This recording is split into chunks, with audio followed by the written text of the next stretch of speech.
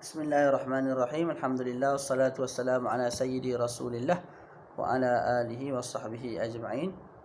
Kita sambung lagi mudzakarah kitab Matan Safinatin Najah dan telah kita sampai pada perbahasan bab puasa. Bab zakat kita tinggal dulu dan kita akan baca lepas bab puasa bagi meraihkan bulan puasa yang bakal tiba lah tak lama lagi. InsyaAllah kita akan baca bab puasa ni sebelum masuknya bulan Ramadan Al-Karim. Okey, sebelum kita masuk kepada matan, kita ada mukadimah sikit. Yang pertama ialah hukum kita sebut Ramadan tanpa kita sebut syahr Ramadan. Kita tak sebut syahr Ramadan, kita sebut Ramadan sahaja. Sumtu fi Ramadan. Kita tidak sebut sumtu fi syahri Ramadan. Hukumnya tidak ada masalah, tidak makruh. Kita sebut Ramadan sahaja tanpa kita sandarkan syahr di hadapannya. Boleh. Okey. Kemudian as-saum itu maknanya pada sudut bahasa ialah al-imsaku mutlaqan, semata-mata menahan diri. Sama ada menahan diri daripada makan, daripada minum, daripada bercakap, daripada tidur, daripada apa lagi, daripada belajar, daripada kira lah banyak mana sekalipun, itu kita panggil sebagai imsak. Kita panggil sebagai as-saum. Tak? Okey. Pada sudut syarak, as-saum bermakna imsakun makhsus, menahan diri yang makhsus, yang tertentu, yang khusus, iaitu menahan diri daripada makan dan minum dan perkara-perkara yang membatalkan puasa. Seperti jima', keluarkan air mani, muntah dengan sengaja dan sebagainya, daripada terbit fajar sampailah terbenam matahari. Biniyatin makhsusah, dengan niat yang khusus. Dengan niat yang khusus. Kalau tidak niat, tidak dianggap sebagai puasa. Kita akan bincanglah tentang niat tu. Okey. Jadi kita baca matan. Faslun yajibu sawmu ramadana bi ahadi umurin khamsah. Wajib puasa Ramadan bi batu ba as-sababiyah, disebabkan berlakunya salah satu daripada 5 perkara. Itu yang ada dalam matan. Yang ada dalam Nailul Rajab ditambah lagi 2 jadi 7 lah.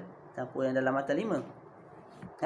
Kita baca yang dalam matan dulu. Yang pertama, ahaduha bikamali sya'bana 30 yauman, dengan sempurnanya bulan Sya'ban 30 hari. Sebab dalam Islam sebulan itu 29 hari ataupun 30. Jadi bila dah Sya'ban tu 30 hari, esok tu tak ada dah 31 Sya'ban. Confirm lah 1 Ramadan. Jadi dengan berakhirnya 1 Ramadan 30 Sya'ban, maka wajib kita puasa. Okey. Hatta law ra'a hilal Sya'bana wahidan, sehingga kalau ada seorang lelaki contohnya nampak anak bulan Sya'ban lebih awal. Isnin Selasa, dia nampak hari Senin lagi anak bulan Sya'ban. Jadi bermula bermula bulan Sya'ban itu bagi pihak dia lebih awal berbanding orang lain. Orang lain nampak anak bulan Sya'ban tu mungkinlah hari Selasa, sebab hari Rabu ikutlah. Yang penting dia nampak lebih awal anak bulan Sya'ban. Bila dia nampak lebih awal anak bulan Sya'ban, maka berakhir bulan Sya'ban 30 hari itu bagi pihak dia lebih awal. Okay, bila berakhir 30 hari bulan Sya'ban, bagi pihak dia wajib dia puasa. Orang lain tak puasa lagi, dia wajib puasa dah. Sebab dah berakhir bagi dia 30 Sya'ban. Dia memang nampak sendiri anak bulan Sya'ban tu. Dia belajar ilmu hisab ataupun ilmu al-falak. Begitu jadi bikamali Sya'ban 30 yauman ni sama ada secara umum. Secara umum maksud dia dengan sempurna 30 hari semua pakat puasalah. Tak ada yang terkecuali. Ataupun boleh jadi secara khusus. Ada 2-3 orang je puasa. Sebab apa? Mereka nampak anak bulan Sya'ban awal. Jadi bagi mereka berakhir anak bulan Sya'ban itu lebih awal. Maka masuk awal Ramadan tu lebih awal bagi pihak mereka. Tapi kita tak nampak anak bulan Sya'ban, tak nampak anak bulan Sya'ban awal seperti mereka. Tak? Tu. Jadi mereka puasa, kita tak puasa. Bila habis Sya'ban mereka 30 hari, mereka puasa, kita tak puasa lagi. Sebab kita belum habis bulan Sya'ban. Melainkan kalau mereka yang nampak anak bulan Sya'ban tu beritahu qadi pun terima penyaksian mereka, maka bermulalah awal Sya'ban tu sama. Maka akhir Syakban pun akan jadi sama dan semua bakat-bakat puasa bila dah habis 30 Syakban. Satu. Yang kedua, fasaniha bi ru'yatil hilali fi haqqi man ra'ahu wa in kana fasiqa. Dengan melihatnya anak bulan bagi hak orang yang melihatnya. Ni anak bulan tu. Wa in kana fasiqa, sekalipun orang yang melihat anak bulan itu orang yang fasik. Anak bulan tu makruf lah. Tak, dinamakan sebagai al-hilal kalau dilihat anak bulan tu pada hari pertama, kedua, ketiga. Masuk hari keempat bertukar nama dah dalam bahasa Arab lah. Kita panggil qamarun. Qamarun sayyidina Nabi. Boleh. Jadi disebut nombor 2 dengan melihatnya anak bulan bagi hak orang yang melihatnya sekalipun fasik. Contoh, saya fasik. Contohlah. Tak, saya tengok anak bulan. Anak bulan Ramadan. Orang lain tak tengok. Maka esok tu saya wajib puasa. Orang lain tak wajib puasa sebab orang lain tak tengok. Okey. Kalau saya yang nampak anak bulan, saya jumpa qadi, saya beritahu sesungguhnya aku nampak anak bulan pada hari ini. Sifat dia sekian. Qadi tak boleh terima sebab saya fasik. Tak, jadi saya seorang dah puasa. Kenapa saya wajib puasa? Sebab saya nampak anak bulan. Nabi sebut kalau nampak anak bulan puasa. So saya nampak anak bulan, saya kena puasa lah. Orang lain tak nampak anak bulan, maka tak payah puasa. Begitu. Jadi ini seorang dua je puasa ni. Yang nampak anak bulan je. Sekalipun dia fasik. Kalau yang tak fasik lebih-lebih lagi lah. Okey, wasalisuha, yang ketiga, bisubutihi fi haqqi man lam yarahu bi adli syahadah. Dengan tersabitnya anak bulan bagi hak orang yang tidak melihatnya. Bila mana anak bulan itu dilihat oleh seorang ada syahadah dan dia iaitu orang yang ada syahadah tu buat penyaksian di depan qadi. Jadi yang tengok anak bulan seorang je kat sini. Contoh kita sebut Zaid tengok anak bulan. Zaid pula seorang ada syahadah. Apa ada syahadah? Dia tak buat dosa besar, dia tak berterusan buat dosa kecil, maksiatnya lebih kurang daripada ketaatannya, mana ibadatnya, taatnya lebih banyak daripada dosanya, daripada maksiatnya. Dan dia mesti lelaki, merdeka, rasyid. Rasyid ni bijak, bukan safih, bukan bodoh. Bodoh ni maknanya dia tak reti nak bermuamalah. Contohnya dia beli coklat harga RM1, dia bayar RM10, lepas tu tak ambil baki. Duit dia pergi lempar-lempar kat tepi-tepi jalan. Itu bodoh lah tu. Tu tak diterima penyaksiannya tu. Lepas tu mesti ada muru'ah, yaqiran, sedar, tak boleh orang yang lalai, orang yang tak selenga, tak tentu hala, tak boleh. Lepas tu natiqan, boleh bercakap, boleh mendengar, boleh melihat. Tu semua syarat nak jadi ada syahadah. Tu. Kalau ada syahadah tu tengok anak bulan. Dan dia jumpa qadi, dia beritahu, wahai si qadi, sesungguhnya aku menyaksikan yang aku ni nampak anak bulan. Qadi pun terima. Bila qadi terima, qadi pun beritahulah masyarakat yang kita akan puasa. Tak. Jadi orang lain yang tak nampak anak bulan akan puasa disebabkan kita yang nampak anak bulan beritahu si qadi. Itu maksud dia. Yang penting kita ni yang nampak anak bulan mesti ada syahadah. Tak. Okey.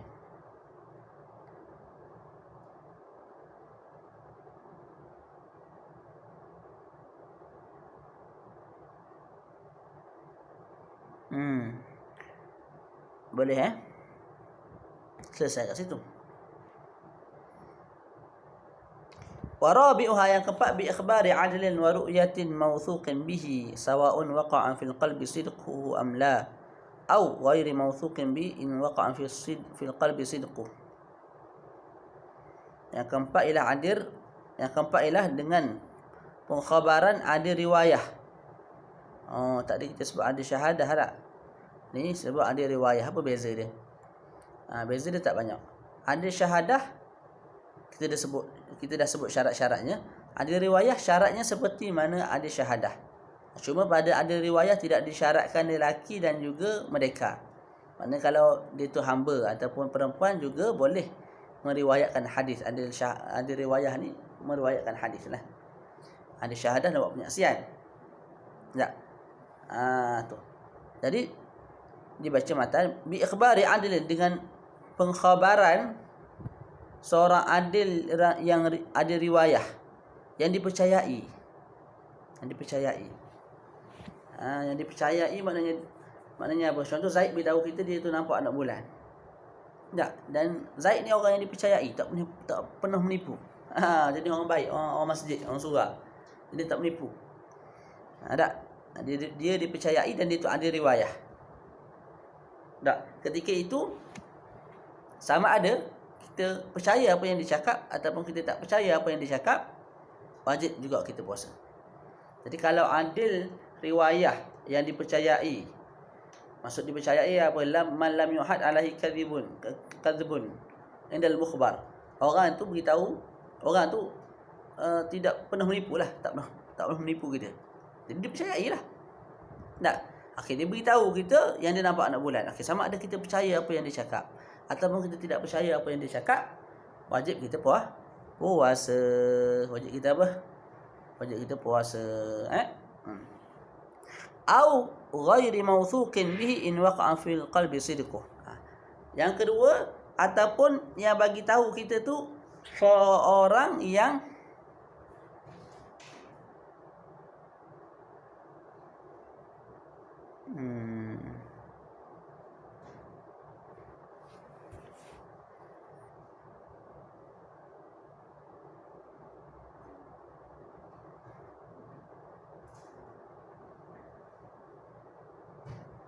إخبار من عهد عليه كذب إن المخبر بذلك إن اعتدق صدقه وإن كان فاسقا أو صبيا. Okey. Yang kedua, sebab yang keempat ni dia ada pecah dua. Bi ikhbari adli riwayatin mawthuqin bihi sawa'an waqa'a fi qalbi sidquh am la. Seorang ada riwayah yang dipercayai, dia beritahu kita, sama ada kita percaya dia ataupun tak percaya dia, kita wajib puasa. Yang kedua, seorang yang tidak dipercayai. Tidak dipercayai. Orang yang tidak dipercayai itu pula mungkin kita boleh pecah tiga. Sama ada dia tu ada riwayah ataupun tidak. Sebab dalam matan sebut dalam syarah wa in kana fasiqan aw sabiyan. Ada seorang beritahu kita, nama dia Ali contoh. Nama dia Ali. Ali ni tak ada riwayah. Tak.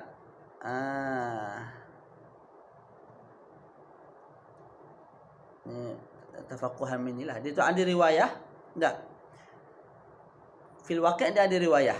Pada realiti dia ada riwayah. Cuma بإخبار عدل رواية مسلم أو بإخبار عدل رواية غير موثوق به.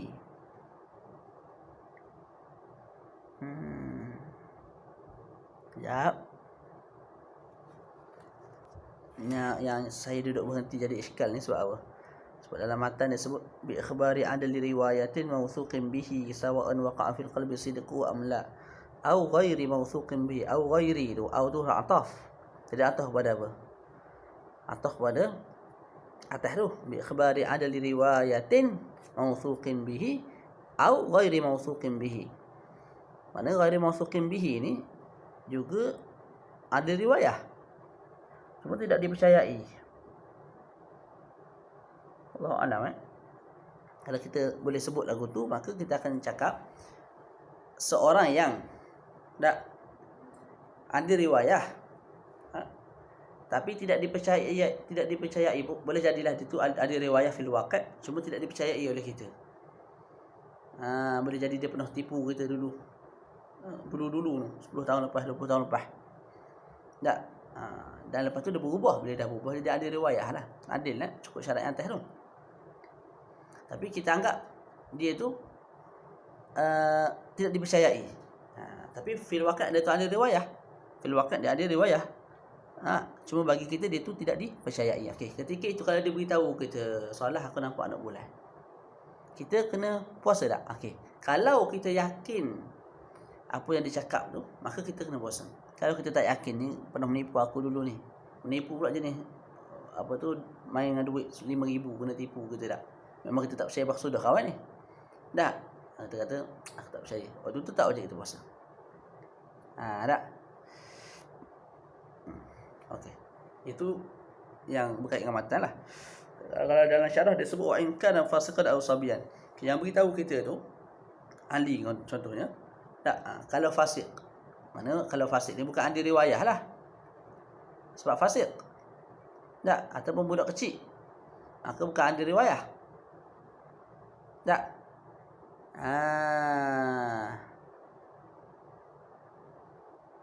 Boleh? Kalau kecil, kalau fasik bukan ahli riwayah. Tapi kalau budak kecil tu beritahu kita dia nampak 6 bulan. Orang fasik tu beritahu kita yang dia nampak 6 bulan. Tak? Kemudian kita pun waqa'a fi qalbi ataupun fi qulubina sidqah. Kita percaya yang dia ni tak tipu kita. Contohlah, walaupun dia tu fasik, ataupun budak kecil, tak, tapi dia beragama dengan kita, dia tak pernah tipu. Dia tahu kita ustaz dan tak pernah tipu kita bab agama ni. Jadi kita percaya dia. Walaupun bab lain dia berapa kali dah dia tipu kita. Tak. Orang kampung banyak kali dah kena tipu dia bab dunia ni, tapi bab akhirat kita kenal kawan aku ni seorang ni memang tak tipu bab akhirat. Jadi bila dia nampak 6 bulan, kita tahu dia pernah belajar sikit bab falak dulu. Tak ada habis ngaji dah pergi ke tempat lain. Jadi ala kulli hal kita tahu dia tu ada maklumat tentang ilmu falak. Dia beritahu kita dia nampak 6 bulan dengan cara tertentu apa semua, kita pun percaya, wajib kita puasa. Jadi kalau orang tu fasik, kalau orang tu tidak dipercayai, kalau orang tu tidak dipercayai, sebab dia fasik, tak, okey, kalau dia beritahu kita wajib puasa. Kalau kita yakin apa yang dia cakap. Kalau kita tidak yakin apa yang dia cakap, maka tidak wajib puasa. Wallahu a'lam. Wallahu a'lam. Wa khamisuha, yang kelima, bi dhanni dukhuli ramadhana bil ijtihad fi man ishtabaha alaihi dhalik. Yang kelima dengan cara ijtihad. Kita zan, sangka masuknya bulan Ramadan dengan cara ijtihad. Contoh, kita dipenjarakan. Riwah li nahwi habsin, kita dipenjarakan. Maka kita pun, contohlah kita masuk penjara bulan Syaban. Berapa Syaban kita pun tak ingat. Jadi dalam pengetahuan kita, aku masuk bulan Syaban, sikit lagi Ramadan lah. Macam mana nak tahu Ramadan? Tak. Orang yang masuk penjara tadi tu ijtihad. Orang yang masuk penjara tadi tu ijtihad. Mungkin dengan meriam ke, dengan mendengar bunyi bunyi macam lebah di malam hari, tanda kepada ahlul qaryah membaca Al-Quran. Tanda-tanda tu dia orang yang masuk penjara tu pernah jumpa di luar penjara dulu. Sebelum masuk penjara, dia pernah dengar kalau malam Ramadan mengaji Quran. Tak? Ataupun tempat dia memang orang tepuk gendang 10 kali, tanda masuk Ramadan. Ataupun pasang meriam 10 kali, letupan meriam, tanda masuk bulan Ramadan. Tak? Dengan tanda-tanda tertentulah. Jadi dia kata malam ni dah letup 10 kali meriam, ni esok puasa lah. Ketika itu masuk bulan Ramadan di sisi dia dengan cara ijtihad. Jadi esok tu dia puasa. Habislah sebulan dia puasa. Habis sebulan puasa raya tu, dibenarkan dia keluar. Tempoh duduk dalam masjid tu habis dah. Bila dia keluar tu, dia tanya orang, aku ni puasa daripada sekian sampai ke semalam. Hari ni kira merdeka, hari raya lah bagi aku ni. Betul tak aku puasa ni? Orang lain cakap pun betul dah tu. Kamu puasa sama dengan kami puasa. Tak, maka selesailah. Puasa yang dikerjakan oleh dia tu dinamakan sebagai adab. Tapi kalau ditanya orang cakap, kamu puasa tu masa kami dah hari raya. Mana kamu mula puasa, kami dah raya dah hari tu. Maknanya kamu puasa lepas kami dah habis puasa. Maka puasa yang dia kerjakan selepas daripada waktu yang sepatutnya, selepas daripada Ramadan yang betul, apa yang dikerjakan itu dianggap sebagai qada kepada Ramadan. Itu. Okey. Yang ketiga, gambarannya boleh terjadi kalau dia puasa awal. Dia tanya orang cakap, kamu ni puasa awal ni. Kami baru nak start puasa esok ni. Esok baru start Ramadannya. Kamu start dah habis 30 hari dah puasa Ramadan. Ketika itu puasa 30 hari yang dikerjakan itu dapat pahala sunat. Itu 5 perkara. Kita baca yang dalam syarah. Yang keenam, ru'yatul alamatid dallati ala thubuti fil biladil mu'tamadah kal qanadilil mu'allaqati bil manairi wa sama'il madafi' wat tubul mimma yahsulu bihi i'tiqadun jazim. Perkara yang ketujuh yang mewajibkan puasa Ramadan ialah dengan melihat tanda-tanda sabitnya bulan Ramadan pada sebahagian negara. Ada sebahagian negara ni memang pihak kerajaan dia buat tanda. Masuk Ramadan, pasang meriam 10 kali. Masuk Ramadan, masing-masing wajib beli apa? Kendi yang comel itulah macam kat Mesir tu. Gantung dekat atas rumah masing-masing biar nampak comel, nampak kendi masjid lah dalam bentuk masjid tu. Tak? Memang kerajaan tentukan lagu tu. Tak? Ataupun masuk Ramadan main gendang. Berapa kali dengan lagu tertentu ke, ikutlah. Jadi menggantungkan kendi-kendi memasang meriam itu itu menjadi alamat setiap tahun di situ, di negara itu. Yang menyebabkan yang kebiasaannya, yang adat mengatakan mustahil berlaku perkara seperti ini kecuali memang tu masuk bulan Ramadan. Mana bulan lain memang tidak ada bunyi meriam sampai 10 kali ni, tak ada. Tak.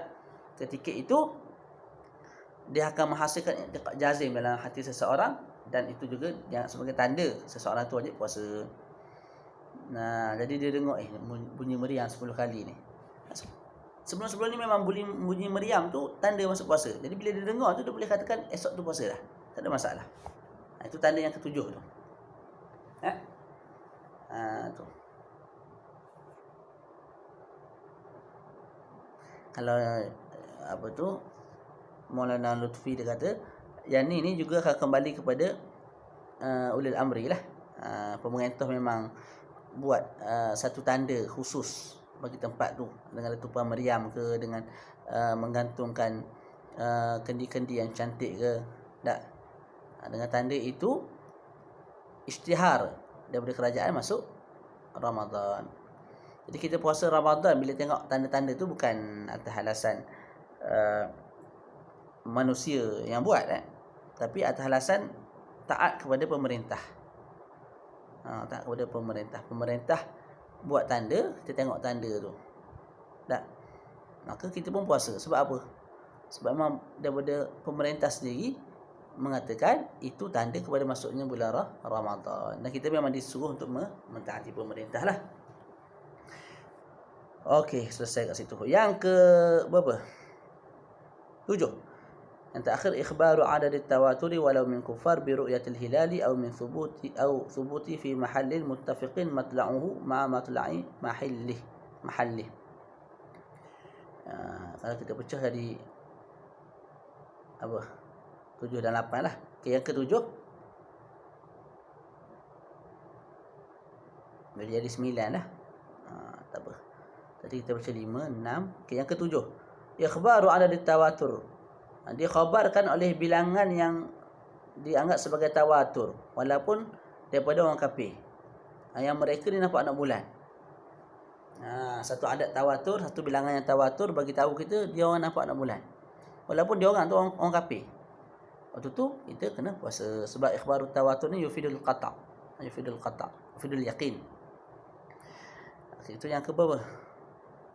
5, 6, 7, 8. Yang ke-8, au thubuti fi mahallin muttafiqin matla'uhu ma'a matla'i mahalli. Ataupun tersabitnya anak bulan di satu tempat yang matla'nya sama dengan matla' kita. Contoh kita di Pahang. Tak. Matla' ni waktu masuk subuh, waktu tenggelam matahari tu. Sama. Sama. Jadi kita di Pahang, contoh nampak anak bulan. Kita nampak anak bulan Ramadan. Anak bulan apa? Ramadan. Di Selangor tak nampak anak bulan Ramadan, tapi Selangor waktu masuk subuh, waktu berakhir waktu maghrib, waktu terbenam matahari lah, bukan berakhir waktu maghrib, waktu terbenam matahari sama dengan kita. Maka walaupun kita sahaja nampak anak bulan, orang Selangor pun wajib puasa juga. Sebab apa? Mereka matlak mereka sama dengan matlak kita. Itu. InsyaAllah saya nak baca Ithaful Anam, kitab karangan siapa dia tak ingat nama. Nantilah insyaAllah. Apa tu? Saya baca dah sekali kitab tu. Tapi ni nak buat rakaman. Abi Ahmad Ajar, insyaAllah kita dengar dan kita kongsi dengan kawan-kawan lah, insyaAllah. Nah, tu yang ke bawah 7, 8, 9. Tadi 5 dalam matan. 5, 6, 7, 8. Kewazad Ar-Ramli, Imam Ramli tambah yang ke 8. Tambah yang ke 9 lah kita kira. Tambah yang ke 9. Imam Ramli. Seperti ayahnya. Apa? Ar-Ramli, mana Syams Ar-Ramli. Ayah Imam Syams Ar-Ramli, Syahabuddin Ar-Ramli tak? Di dua-dua ni, ulama besar ni, anak beranak ni kata apa? Ada satu perkara lagi yang mewajibkan puasa. Tak? Apa dia? Wujubuhu ala man arafa al-hilal bihisabi aw tanjimih. Wajib puasa bagi orang yang tahu tentang anak bulan itu dengan cara hisab, dengan cara falak. Hisab ni man ya'tamidu manazil al-qamar fi taqdiri sayri.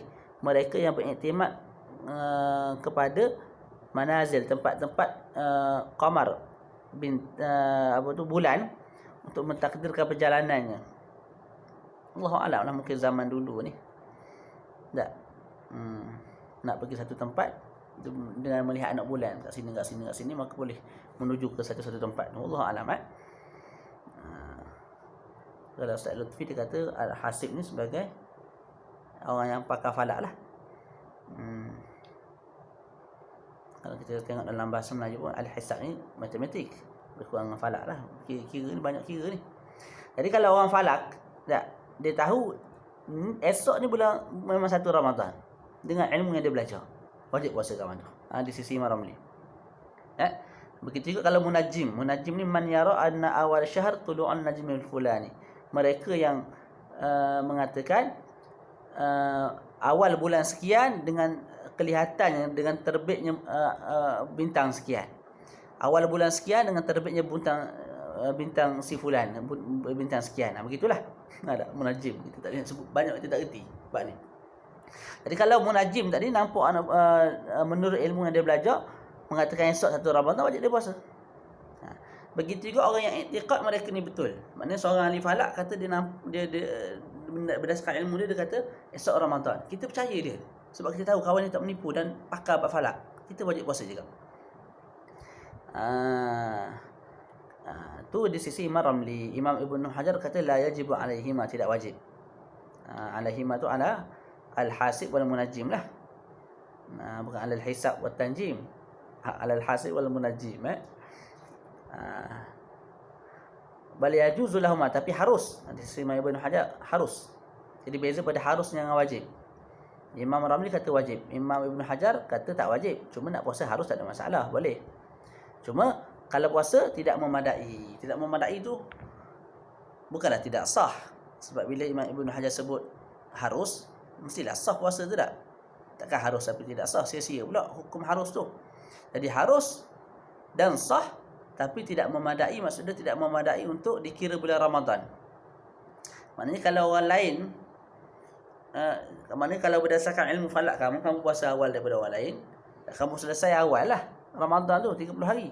Adakah boleh sambut Syawal seorang diri? Di sisi Imam Ibnu Hajar tak boleh lah. Sebab apa? Mula-mula yang kamu puasa tu, hari pertama kamu puasa tu tidak memadai untuk cover Ramadan. Disebabkan kamu tahu anak bulan melalui cara hisab ataupun tanjim. Wallahu a'lam.